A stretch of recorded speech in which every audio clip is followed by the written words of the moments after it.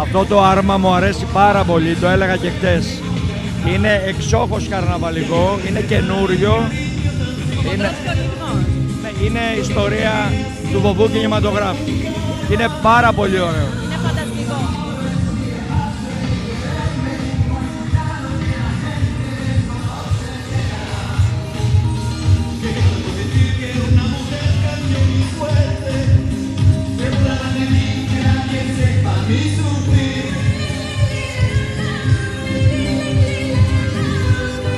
Για στην ιστορία να πούμε ότι ήταν οι Αμερικανοί ηθοποιοί Λόρεν και Χάρντι που έπαιζαν τον Χοντρόλυκνο και εδώ είναι μια αναφορά και στον Τσάρλι Τσάπλιν, στο Σαρλό. Είναι εξαιρετικό άρμα και ξαναλέω είναι καινούργια έμπνευση φετινή. Μπράβο τους, πολύ ωραίο, πάρα πολύ ωραίο. Και εδώ το κατεξοχήν αντιπολεμικό άρμα, το οποίο έλεγα πέρυσι ότι ο έλεγα χτες στην Μαρία την Ανδριέλου ότι μου θυμίζει το Χάρι Κλίν ο Τζον Λένον. Ναι, παίρνει λίγο, έχεις δίκιο.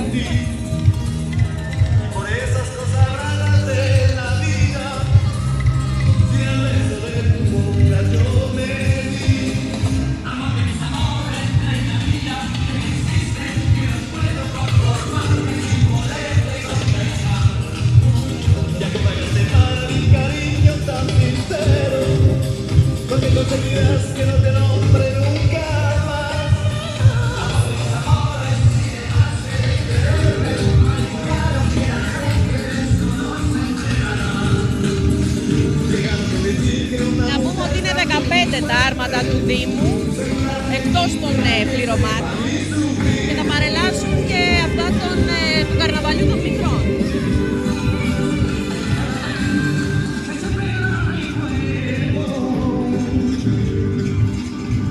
Μιας και το ανέφερα, να το ήρθε, από το καρναβάλι των μικρών. Εκείνο το μωρό, το είπα και χτες, με τρομάζει λίγο, αλλά είναι πανέμορφο. Είναι όμορφο, δεν μπορείς να πεις.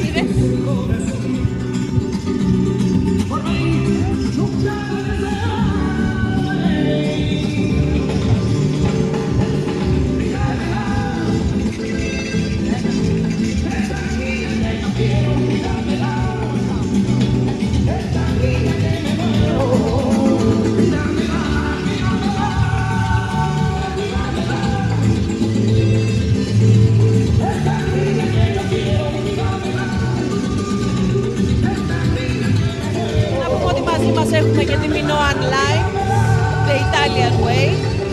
Ανακαλύψτε τη μαγευτική πουλια και την κινηματογραφική ματέρα με τη γραμμή Οικουμενίτσα Μπρίτες. Minoan Live, Σαλπάρι στην Αδριατική, με το cruise ferry Κίτων Παλά σε συνεργασία με το Κρυμάλι. Και ελληνικά πληρώματα με καθημερινές προσεγγίσεις στο λιμάνι του Βρίνεζη και προσφέρει την πιο ποιοτική και άνετη μετάβαση στο διάσημο λιμάνι της Νότιας Ιταλίας.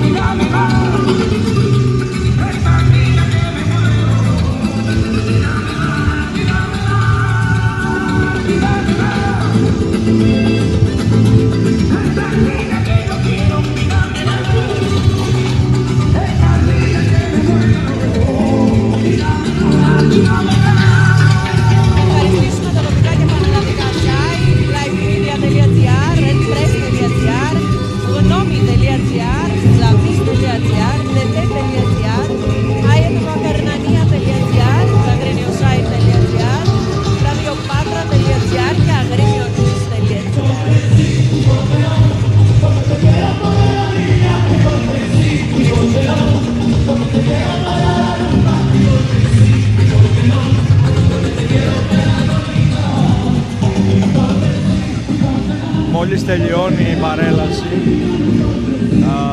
εμφανίζεται ο καρνάβαλος που θα καεί. Αυτό το έθιμο το οποίο είναι πάρα πολύ παλιό, τα τελευταία 20-25 χρόνια έχει αλλάξει λίγο. Καίγεται κάποιος που έχει επιλεγεί να καεί, δεν είναι κάποιος από αυτούς. Και ήδη είναι με πλωτή εξέδρα στο Μόλο, μέσα στη θάλασσα καίγεται. Και είναι μια φαντασμαγορική τελετή που γίνεται κάθε χρόνο το βράδυ, 9 η ώρα, και σημαίνει το τέλος του καρναβαλιού και την έναρξη του καινούριου. Ο καρνάβαλος δεν είναι είδωλο, δεν είναι κάτι το οποίο λατρεύεται ή έχει οπαδούς. Είναι ένα σημείο αναφοράς των κακών γεγονότων που τα καίμε και των κακών αναμνήσεων, για να ελπίσουμε πως του χρόνου θα κάνουμε μια καινούργια αρχή και θα ελπίσουμε σε κάτι καλύτερο στη ζωή μας. Γιατί το Πατρινό Καρναβάλι είναι το καρναβάλι της χαράς και της ελπίδας.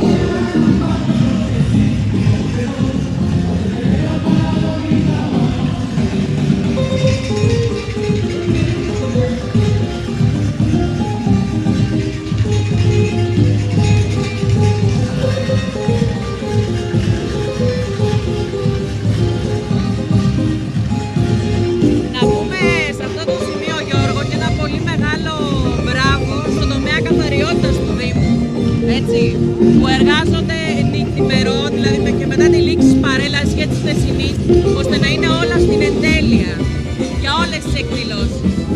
Ασφαλώς κάνουμε πανελλήνιο ρεκόρ κάθε ξημέρωμα Καθαράς Δευτέρας.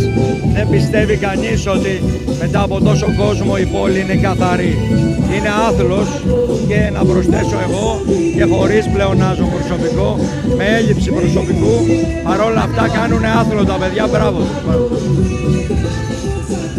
Και στους εθελοντές του Ελληνικού Ερυθρού Σταυρού και στην Τροχέα αλλά και στην Ελλάδα, γιατί καταλαβαίνουμε ότι υπάρχει ένας τεράστιος όγκος κόσμου που χρειάζεται να διαχειριστεί. Ασφαλώς και φέτος είχαμε 20 με 30% παραπάνω επισκεψιμότητα και οι Σαμαρίτες του Ελληνικού Ερυθρού Σταυρού αξίζουν όλη την αγάπη μας και τη στήριξή μας. Έχουν στήσει και στείνουν κάθε χρόνο, αγαπητοί τηλεθεατές του Λεπάντο, εσείς που μας βλέπετε εκτός πατρών, ένα ολόκληρο κινητό κέντρο εξωτερικών ιατρίων, ένα πρόχειρο νοσοκομείο. Ακριβώς. Είναι στημένο στην πλατεία Γεωργίου. Είναι στον Έσπερο. Το οποίο έχει γιατρούς, νοσηλευτές. Έχει μέχρι και φορητό απεινιδωτήφεν. Ασφαλώς.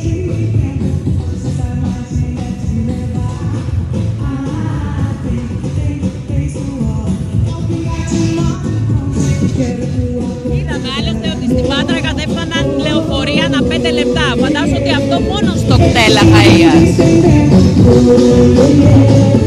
Έχουμε μεγαλύτερη επισκεψιμότητα φέτος, είναι γεγονός, η οποία όμως κατά μεγάλο βαθμό περιορίζεται σε ηλικίες 18-25. Δεν είναι κακό. Όχι, Σχετίζεται με το περιεχόμενο του καρναβαλιού, σχετίζεται με τον κόσμο της Πάτρας που σπουδάζει. τους φοιτητές που έρχονται οι φίλοι τους να τους επισκεφτούν και να συμμετάσχουν και αυτοί στο Πατρινό Καρναβάλι. Εντάξει, γιατί όπως και να το κάνουμε, καρναβάλια κάνει όλη η Ελλάδα και εντάξει, καλώς κάνουν, αλλά είναι ένα το καρναβάλι, είναι της Ελλάδας και αυτό είναι εδώ στην Πάτρα.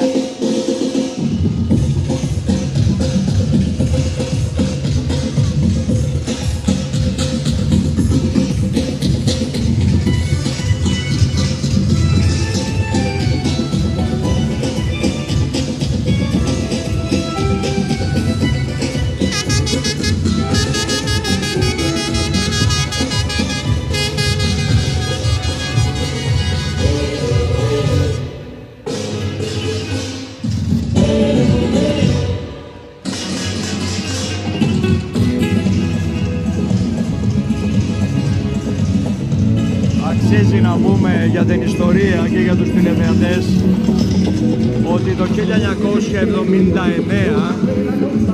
ήταν η χρονιά που βγήκε στους δρόμους το πρώτο πλήρωμα και περπάτησε εκτός αυτοκινήτου.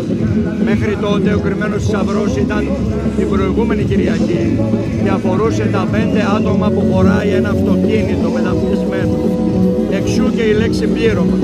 Το 1979 λοιπόν το πρώτο πλήρωμα που βγήκε και περπάτησε εκτός οχήματος και είχε παραπάνω από 5 άτομα. Είναι χρονικές στιγμές της εξέλιξης του Πατρινού Καρναβαλιού. Είναι μεγάλη ιστορία του Πατρινού Καρναβαλιού και η εξέλιξή του έτσι μέσα στα χρόνια.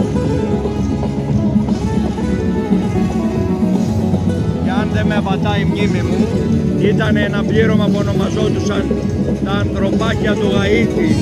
Τότε εκείνη η ζωγραφιά η οποία είχε γίνει πλήρωμα και είχε 15 ή 20 άτομα. Ήταν το πρώτο πλήρωμα άνω των 5 ατόμων που βγήκε και περπάτησε, που έκανε ποδαρά την παρέλαση.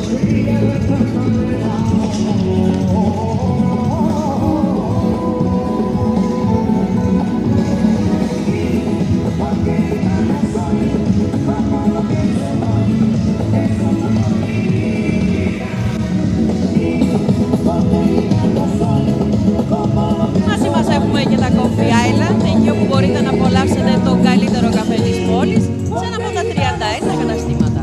Κάθε φορά που επισκέπτεστε ένα Coffee Island, πηγαίνετε κερδισμένοι. Up, tap και κέρδιση. Ελάτε στην Coffee Island, κάντε tap με το κινητό σας, συλλέξτε πόντους και πάρτε δώρο τον καφέ σας.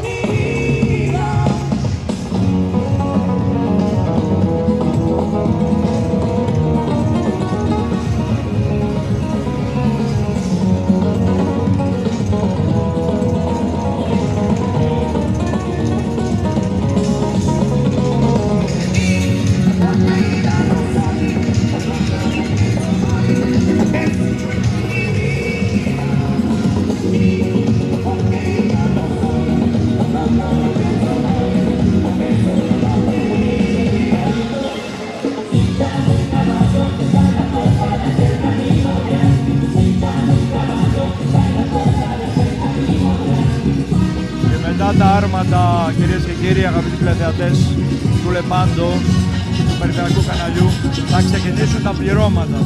Το χαρακτηριστικό των πληρωμάτων φέτος είναι ότι είναι όλα σχεδόν πολυπληθή, μέχρι και το τελευταίο. Αυτό σημαίνει ότι αυξήθηκε η συμμετοχή στο πατρινό καρναβάλι, πέρα από την επισκεψιμότητα. Έχουμε φέτος πληρώματα που το μικρότερο είναι 250-300 άτομα και πάμε μέχρι περίπου 2.500 με 3.000. Βέβαια φαίνονται και κάποια μικρά πληρώματα, όλοι έχουν την ίδια αξία της συμμετοχής, αλλά αυξήθηκε η συμμετοχή στα πληρώματα. Μαζί με αυτό, ευτυχώς και εγώ σαν πατρινός και σαν καρναβαλιστής είμαι ιδιαίτερα χαρούμενος, αυξήθηκε και το θέαμα, αυξήθηκε